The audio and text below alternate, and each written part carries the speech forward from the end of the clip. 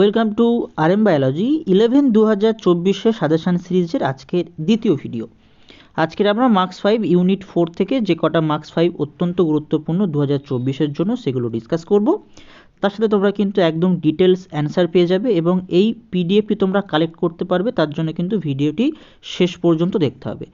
Unit 3-র video already upload করা আছে, সেই ভিডিও এখনও যারা দেখোনি তারা এই video description box, pin comment ও আই বাটন থেকে অবশ্যই করে দেখে নিতে। চলো ইউনিট 4-এর সাজেশনটা শুরু করা যায়।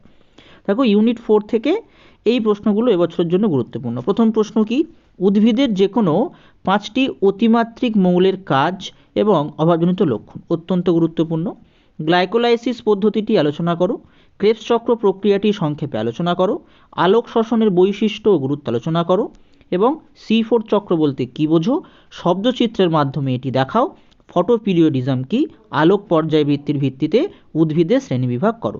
এই 6টা প্রশ্ন করলে ইউনিট 4 থেকে তোমাদের একটা যে প্রশ্ন আসে একটা করতে হয় এবং তার সঙ্গে একটা কিন্তু অর থাকে, অর্থাৎ দুটো প্রশ্ন, এই 6টা প্রশ্নের মধ্যে থেকে তুমি দুটো প্রশ্ন অবশ্যই কিন্তু পেয়ে যাবে। তো চলো আমরা উত্তরগুলো দেখে নিই।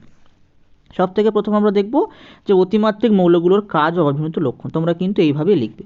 প্রথমে আছে নাইট্রোজেন, তো নাইট্রোজেনের কাজটা প্রথমে লিখতে হবে। দেখো আমি এখানে 5টা কাজ দিয়ে রেখেছি, তোমরা চাইলে তোমরা 3টে কাজ লিখতে পারো এবং এখানে দেখো অভাবজনিত লক্ষণও আমি 4টে দিয়ে রেখেছি, তোমরা চাইলে সেখান থেকে 2টো লিখতে পারো, যে এইটাই লিখতেই হবে একদম মডেল এটাই, এটা লিখলে ভালো, খুব ভালো। যদি এটা তোমরা মুখস্থ করে নিতে পারো খুবই ভালো, যদি এভাবে লিখতে পারো।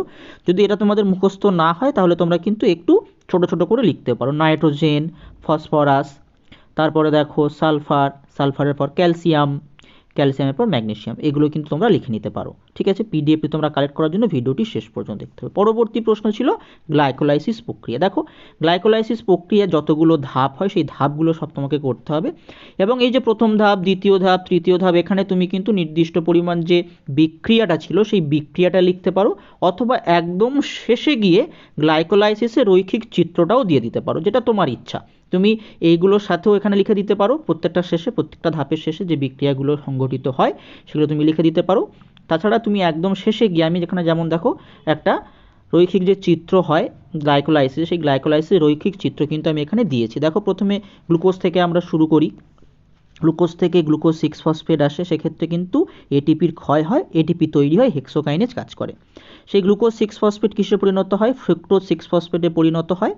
ফ্রুক্টোজ 6 ফসফেট কিসে পরিণত হয়, ফ্রুক্টোজ 1,6 বিসফসফেটে পরিণত হয় এবং সেই ফ্রুক্টোজ 1,6 বিসফসফেট সেটা কিন্তু 3 অণু যৌগতে ভেঙে যায়। দুটো 3 অণু যৌগ আমরা পাই, একদিকে পাই 3PgALD, একদিকে পাই 1,3-ডাইহাইড্রক্সি অ্যাসিটোন ফসফেট, বা যেটাকে DHAP বলা হয়। ঠিক আছে, তারপর এই 3PgALD থেকে পরবর্তী ক্রিয়াগুলো হয়, সেখানে যা আমরা পাবো সব কিন্তু 2 অণু করে পাবো, যার কারণ এটা আমরা 6 কার্বনের ইকুইভ্যালেন্সে দেখবো, যেহেতু এখানে এগুলো 3, তাই আমরা যা পাবো সবই কিন্তু 2টো অণু করে পাবো। তো এইভাবে তোমরা এটাও লিখে দিতে পারো, অথবা প্রতিটা ধাপের শেষে তুমি কিন্তু বিক্রিয়াগুলো লিখে দিতেই পারো, যেটা তোমার সুবিধে হবে। তারপর আমরা ক্রেবস চক্রে চলে যাই। ক্রেবস চক্র ব্যাপারটাও গ্লাইকোলাইসিসের মতো প্রায় সেম। এখানে যতগুলো ধাপ আছে তোমাকে সমস্ত ধাপগুলো এখানে কিন্তু লিখতে হবে, যেমন এই অ্যাসিটাইল কোয়ে সাইট্রেট সিনথেটেজ, তো এই ধাপগুলো তোমাকে লিখতে হবে।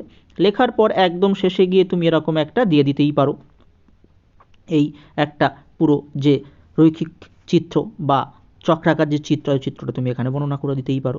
তারপরে প্রশ্ন ছিল আলোক শোষণের বৈশিষ্ট্য। আলোক শোষণের বৈশিষ্ট্য দেখো আমি এখানে 5টা আলোক শোষণের বৈশিষ্ট্য, 5-6টা আলোক শোষণের বৈশিষ্ট্য আছে। তারপরে আলোক শোষণের গুরুত্ব আছে। তোমরা এখান থেকে পিডিএফটি কালেক্ট করে তোমাদের যদি ছোট করার কথা মনে হয় ছোট করে নিও, যতটুকু তোমাদের মুখস্থ হবে সেটা তোমরা কিন্তু করে নিতে পারো। ঠিক আছে, তারপরে 5-এর প্রশ্ন ছিল C4 চক্র। C4 চক্রটা কাকে বলে প্রথমে লিখতে হবে। C4 চক্রে তোমার কোথায় কোথায় C4 চক্র সংঘটিত হয় সেটা তোমাকে দিতে হবে, মেসোফিল কোষের বিক্রিয়া দিতে হবে তোমাকে, তারপরে বান্ডেল শেদের বিক্রিয়া দিতে হবে। দেওয়ার পর এরকম একটা C4 চক্রে তুমি কিন্তু একটা রৈখিক চিত্র দিয়ে দিতেই পারো। তারপরে ফটোপিরিয়ডিজম, অত্যন্ত গুরুত্বপূর্ণ একটি প্রশ্ন, যে ফটোপিরিয়ডিজম কাকে বলে বা আলোক পর্যায়বৃত্তি কাকে বলে, তার ভিত্তিতে যতগুলো উদ্ভিদের শ্রেণীবিভাগ করতে হবে। হর্ষদ্বিবাহ উদ্ভিদ কাকে বলে তার সংজ্ঞা দিতে হবে, উদাহরণ দিতে হবে। দীর্ঘদ্বিবাহ উদ্ভিদ কাকে বলে তার উদাহরণ দিতে হবে, সংজ্ঞা দিতে হবে। দিবানিরপেক্ষ উদ্ভিদ, হর্ষ দীর্ঘদ্বিবাহ উদ্ভিদ, দীর্ঘ হর্ষদ্বিবাহ উদ্ভিদ, অন্তর্বর্তী দিবাহ উদ্ভিদ।